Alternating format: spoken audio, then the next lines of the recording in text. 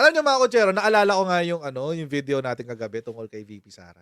Yung post niya sa Instagram, 'di ba meron siya dong ano, the unbothered and the upset. 'Di kaya siya yung ano, upset. Mukhang siya yung upset, guys. Unbothered si ano, si GMA kasi siya yung tulog. Mukhang siya yung upset. Tapos meron siyang sinabi doon na ano eh, parang untie, untangle, tapos meron pa isa. Nakalimutan ko isa. Pero mukhang ano mukhang that is the introduction dito sa mga ganap kaninang umaga. Ano ho bang nangyari? Sara Duterte calls criticisms versus secret fund lies. Sinungalingan. Thanks, backers? Ano backer? Ano ang backer? Tikas ng mukha nyo, Inquirer ha? Sige. Saan galing yan, yung kwento na yan ng Inquirer?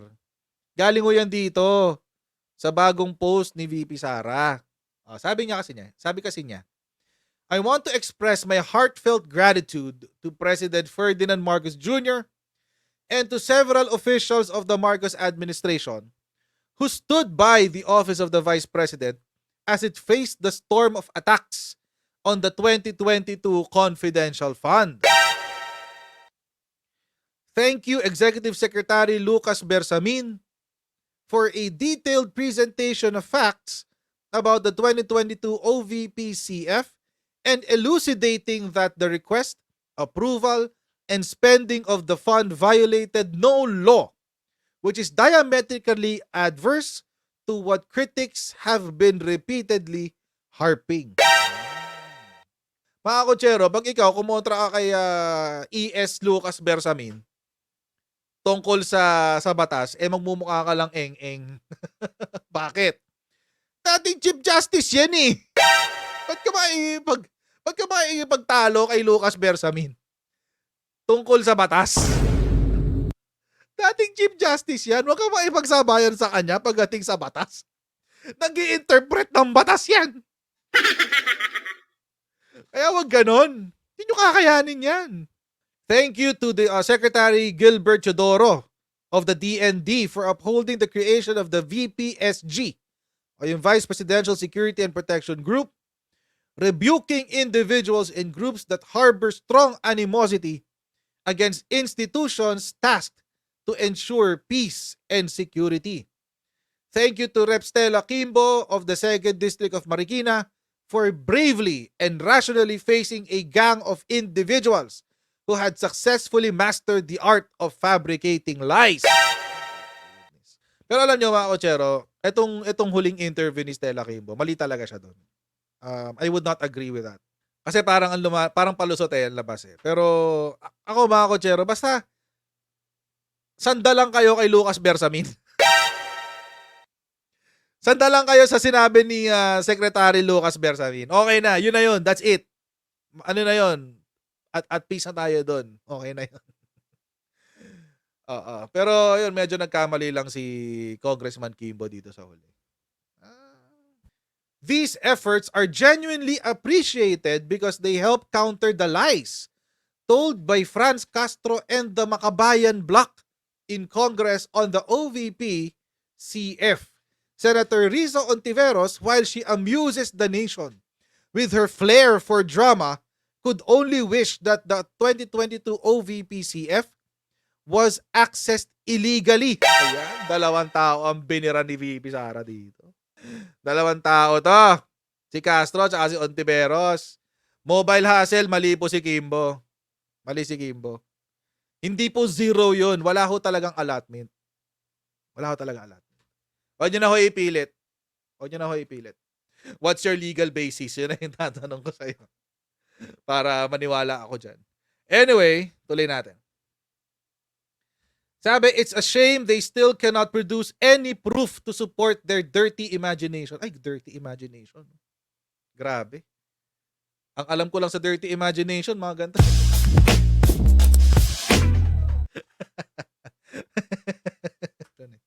Anyway, the indignity they have caused Congress and the Senate should be enough for us not to give them serious attention. Again, daghang salamat Apo BBM and everyone supporting OVP. But I believe the lies they peddle to the public will eventually lose their charm and the OVP and the DepEd will persist, be vindicated, and realize their aspirations for the Filipinos and the country. Daghang salamat. Mobile hustle, walang problema naman. Kung 32 taon kang nag-government, walang problema. Di ko naman ini-invalidate yun eh. Show us your legal basis na lang. What's your legal basis? Wala nang problema dun eh. This has nothing to do with what you did. This has everything to do with the legal basis. What's your legal basis to support this claim? Yan lang kasimple yun. So yan na nga yung sinabi ni VP Sara. Okay. Ngayon mga kotsero, sa maghapon, ay galit na galit si Risa. Maghapon. Di niya tinantanan yan. Ito yung una niyang sinabi. Yan. Galit na galit si Risa Ontiveros dito. Triggered. Bakit daw parang pinagpapawisan kayo dyan? Budget hearing pa lang. Hindi kayo special. Yan. Di ba? May mga ganun drama si Risa Ontiveros. If you're so confident about those confidential funds, then defend them publicly. Senator Risa Ontiveros, really? Defend them publicly? Ito po yung sinasabi ni VP Sara na flair for drama. Hanggang drama ka lang. Confidential funds nga eh. What part of confidential don't you understand? Alam niyo mga kotsero, in defending the confidential funds of the OVP, naglabas na nga sila ng dalawang info eh. Una, yung si ES Bersamin, sinabi niya na yung confidential funds ay ginamit para buksan yung 10 regional offices ng Office of the Vice President. Pangalawa, nung hearing mismo si VP Sara, sinabi niya na part of the confidential funds was used to for surveillance of a person or group of persons who are using the name of the OVP to scam other people. Tapos ang gusto nyo, ilabas ng mga ahensya na nagre-review o gumagawa ng confidential activities o yung mga surveillance activities. Gusto nyo ilabas nila yung barahan nila? Anong klase namang to? Alam nyo kasi mga kotsero, pag kasi pumayag dito si VP Sara, balik tayo sa konsepto ng president. This will already now apply to all agencies. Pag sumagot si VP Sara dito, ibig sabihin si AFP pag nag-budget hearing at nagtanong ang mga senador, ano yung ginagastusan nyo ng confidential funds? Pag tumanggi sila, anong sasabihin ng mga nag-aano ng budget, mga nag-a-approve, mga nagre-review ng budget? Si OVP nga, ni-reveal niya yung confidential funds niya, ba't kayo hindi? Diba? Tulad kanina, si Franz Castro may katangahang sinabi sa hearing ng hindi ko alam kung DND ito o sino bang sinabihan niya? Si Martires yata o si Secretary Gibo. Either of the two. Sinabihan niya na kailangan malaman ng tao kung saan ginagastos ang confidential funds. Tapos si Martires yata ang sumagot eh. Hindi naman po nag-i-issue kami ng resibo kapag ginagastos ang confidential funds.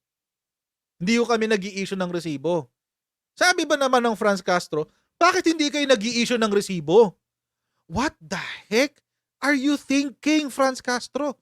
Pupunta ka sa informant, bibigyan mo siya ng reward dahil sa kanyang impormasyon, tapos i-issuehan mo ng resibo, hihingi kang resibo dun sa informant. Anong katangahan yun? Tapos ang post pa sa Facebook page ng ACT Teachers ko nakita eh. Ang post pa parang Kong Franz Castro schools someone about the confidential funds. What? You did not school anyone about confidential funds. You just proved, Franz Castro just proved na wala siyang alam. Ano sabihin mo sa informant mo? O ito yung ano bayad namin sa impormasyon mo. Pakpirma naman ng ano acknowledgement receipt. What the heck? Tapos mga kutsero, so isinulat to ni ano, sinulat to ni who's this? Ni Risa Ontiveros. Ayan. Sinulat to ni Risa Ontiveros. May pag ganyan-ganyan siyang drama. Hindi lang niya ito sinulat. Yung sagot niya. Ginawan pa niya to ng video. O, ito. Putahan natin, mga kutsero. Yung mga video, my goodness. Nakakatawa talaga, promise. Sa panoorin natin isa. Napakababa na yata ng standards ng OVP. Gagawin mo lang ang trabaho mo, amusing na agad. Meron mang amusing, yan ay yung halos kalahating oras na turo-turo, pag-iwas sa tanong, paikot-ikot na sagot at pagbabanagtot ng sitwasyon. Ginawa nilang perya ang basic na proseso ng pagbusisi ng pera ng bayan. If you're so confident about those confidential funds, then defend them publicly. See? This just proved the argument that Risa Ontiveros has nothing but drama. O, ito pa isa. Magkasunod yan. Ito pa isa. O, ayan. Trabaho lang, walang drama. Akala ko ba, VP Sara, OVP can live without confidential funds? Bakit parang pinapawisan na yata kayo dyan? Budget hearing pa lang. Lahat naman ng ahensya naglalabas ng proposed budget. Hindi kayo special. Risa Ontiveros, pinatunayan mo lang yung sinabi ni VP Sara. Risa Ontiveros, while she amuses the nation with her flair for drama, could only wish that the 2022 OVP CF was accessed illegally. O, may napakita ba si Risa Ontiveros na ebidensya? Ano yung pinakita niya? Drama pa rin hanggang ngayon. Drama lang. Ano yung claim niya ng illegality? Ito lang. 2 former Senate President na ang nagsabi, Senator Drilon at Senator Pimentel, na yung paglipat ng pondo mula OP to OVP ay illegal at unconstitutional. O sige, walang problema. 2 Senate President na abogado ang nagsabi na ang paglipat doon ng pondo ay illegal. Kumpara mo sa nag-iisang Chief Justice. Buti sana kung kay Panganiban yung opinion na yan eh. Naglabas na ba si dating Chief Justice Panganiban ng kanyang opinion, legal opinion tungkol dito? Or kahit opinion na lang, di na legal opinion. Kahit ng kanyang opinion tungkol dito. Kasi at least yun, mga kutsero, pareho silang naging Chief Justice. Si Attorney Panganiban at saka si E.S. Bersamin. Ayun, pwede mong papagtabihin yun. Walang problema. Eh ito, 2 abogado. Hindi ko alam kung nagpa-practice pa ng abogasya tong 2 to. Kasi matagal silang naging senador eh. Hindi ka naman pwede mag-practice ng abogasya hanggang senador ka eh. Hindi ka pwedeng pumirma. Hindi ka pwedeng pumunta ng hearing unless ka mag-anak mo yung ano or may permission ng korte. Hindi naman pwede yun eh. So matagal na rin siguro silang hindi nagpa-practice ng law. Tapos mga kutsero, etong dating Chief Justice na to, siya yung nagsulat ng ponente nung Aquino versus Araulio. Siya rin ang nagsulat ng ponente tungkol sa Belgica case. These two referring to PDAF, DAP, what do you call this? Contingent funds, at saka mga iba pang mga lump sum funds. Ayun yung paniwalaan. Gumiginawa ng jurisprudence. Ayaw nyo pa rin paniwalaan yung sinasabi ni former Chief Justice Bersamin? Ay, hindi. Hindi ako maniniwala dyan sa sinasabi niya na illegal yan. Kasuhan nyo. Pag kinasuhan nyo, tapos pumasa sa Sandigan Bayan, ayun, baka pwede pa ako maniwala. Pag sinabi ng Sandigan Bayan na oo, may dyan, malversation of public funds dyan, maniniwala ako. Or kapag nag-decide ang Supreme Court na oo, yun, o yung transfer ng OP sa OVP using the contingent funds is illegal. O yun, maniniwala ako sa'yo. Eh mag-file muna kasi kayo ng kaso. Puro kayo drama eh. Ito yun. Si Franz Castro, naglabas din siya ng statement niya. Pikon na pikon eh. Fact number 1, there was no item of appropriation for CF for the office of the Vice President noong 2022. Fact number 2, the guideline on confidential intelligence fund states that only agencies with expressly provided budget allocation in the GAA are entitled to the CF. Since the OVP had no budget item, it had no expressly provided budget allocation. Fact number 3, the OVP is not entitled to confidential funds in 2022. Ito pa sinabi. Executive Secretary Bersamin should have known that the President must comply not just with the GAA special provision on the contingent fund but also the general provision on contingent funds. Nagmarunong ka pa sa dating Chief Justice. Tapos sabi niya, fact number 4, the Vice President spent 125 million in 19 days. Take note, that is not a fact. Yan yung interpretation nila doon sa nakita nilang COA report. It's not a fact. But anyway, sumagot na naman ang VP Sara. Si VP Sara ngayon mapagpatol na, no? And I love it. I love it, VP. Keep it up. Diba? Apat do. Fact number 1, fact number 2, fact number 3, fact number 4. Reply. This is a legal opinion of Miss Castro, who is not a lawyer. Ouch, Sheket. Alam mo, buti sana kung kahit law student ka, irerespeto namin yung opinion mo eh. Kahit law student na lang. Kahit di ka pa tapos.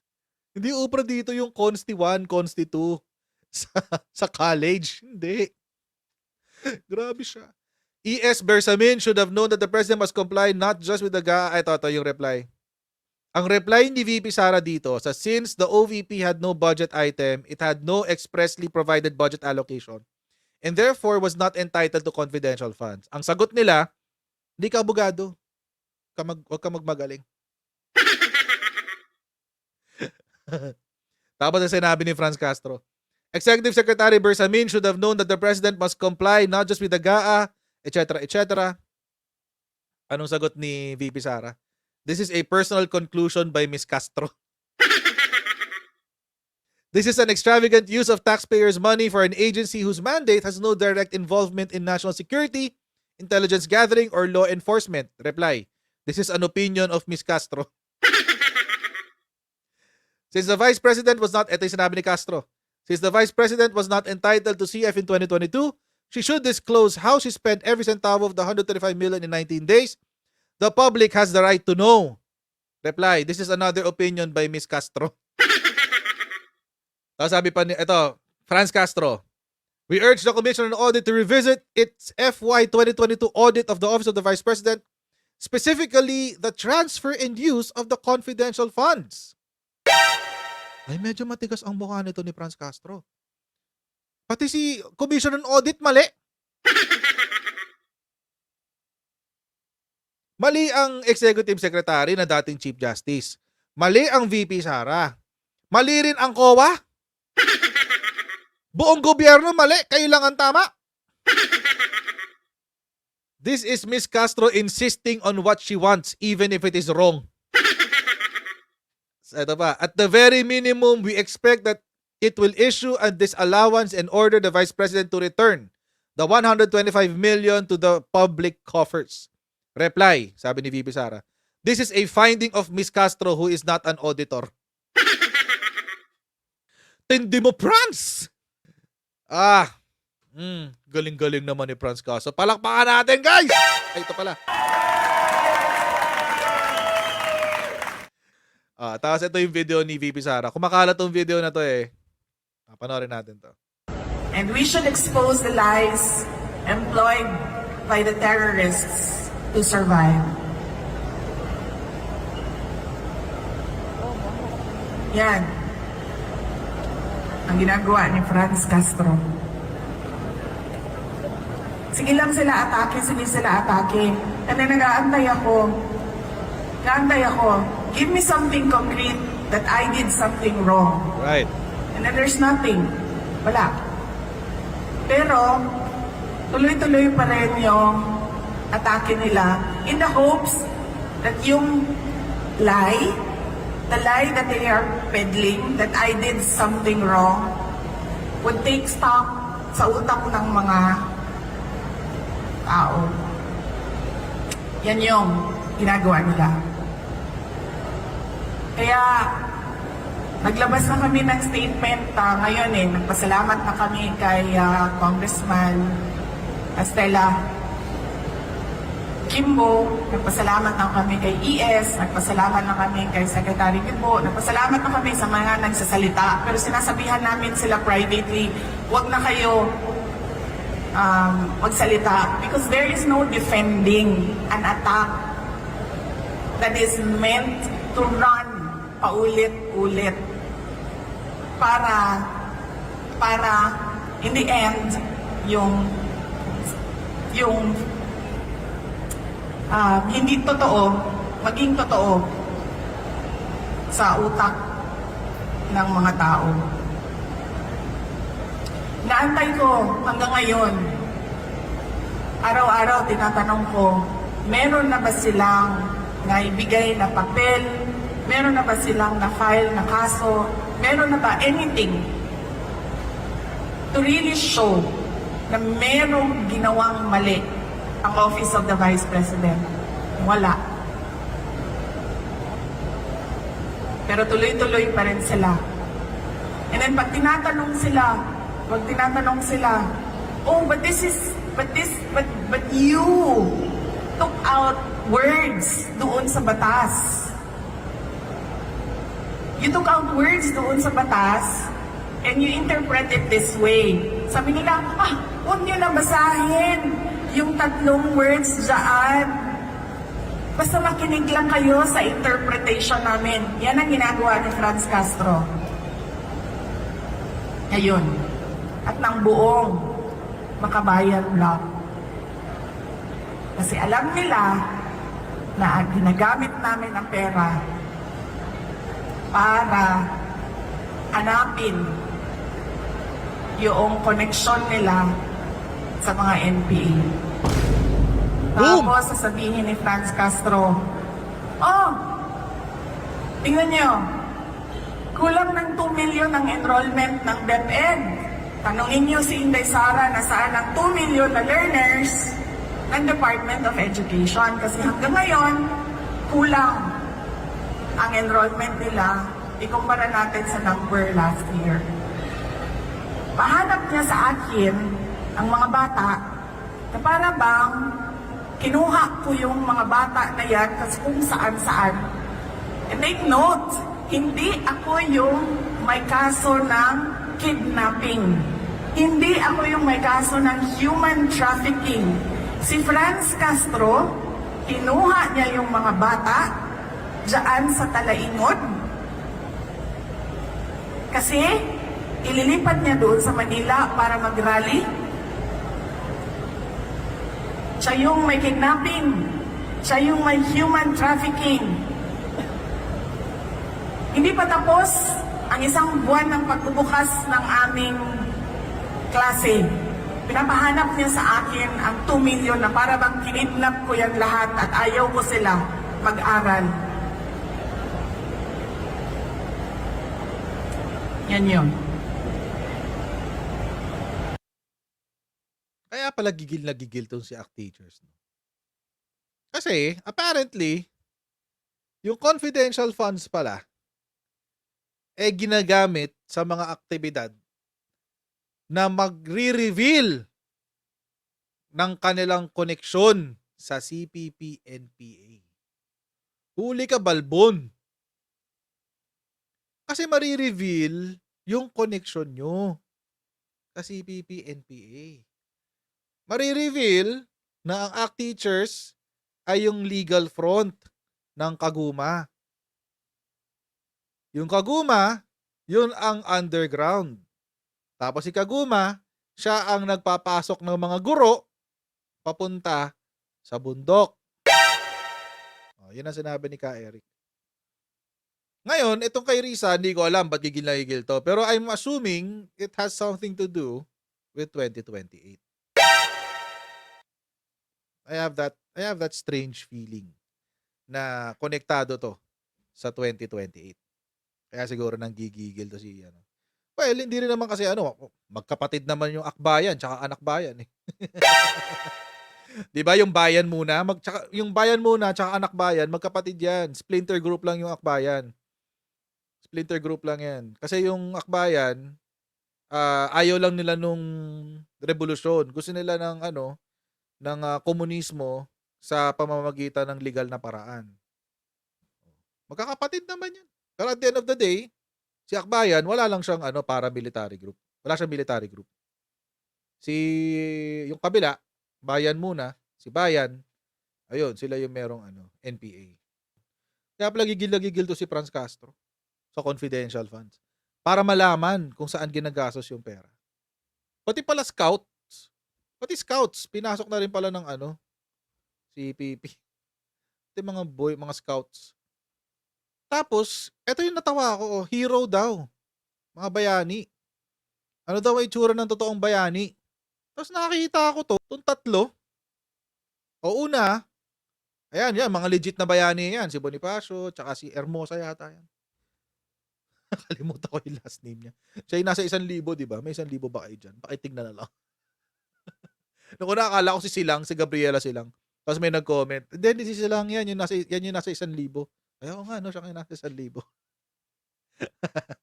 Anyway, etong dalawa, legit to. Legit yan. Yung dalawang yan.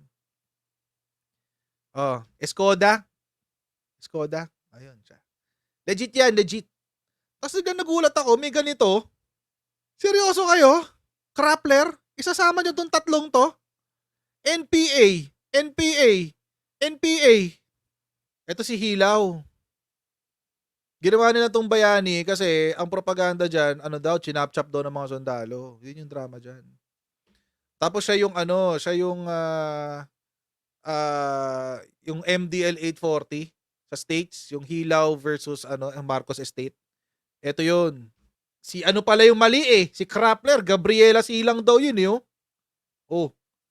Si Krappler pala nagsabi ng Gabriela Silang. Krappler, sinungaling talaga kayo, Krappler, kahit kailan talaga. O, Andres Bonifacio, bayani daw. Ayan, si Lilo sa Hilaw. Ayan, o ito. NPA din. O, Kabataang Makabayan. So, NPA yan. Lalo na to, si Chad Book. Saan to namatay? Namatay siya sa engkwentro.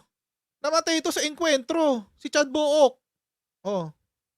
Bayani ito. Ito, dalawa, okay lang. Sige. Okay yan, walang problema. Ito? Really? Ko pati mga scouting, tinitira nyo na rin. Grabe kayo. Tapos binibuild up pa ni Krappler. Kaya yung mga fact check ni Krappler, mga walang kwenta eh. Si Krappler tsaka si Pera Files. Kasi mga backer yan eh. Kaya wala akong pake. O, fact check nyo, di wow. Sinasabi nyo nga, bayani yung mga NPA eh. Sino maniniwala sa inyo? Diba? Anyway. Yun po yung kay VP Sara. Yun yung ganap doon.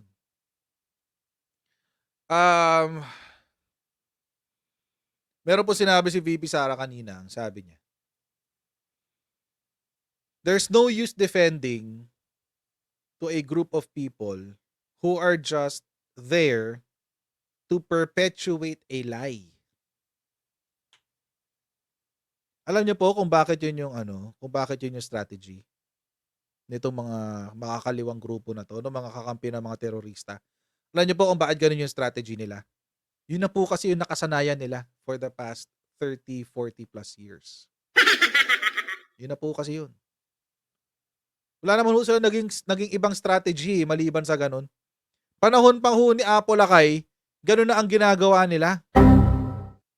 Panahon pa ni Apo Lakay.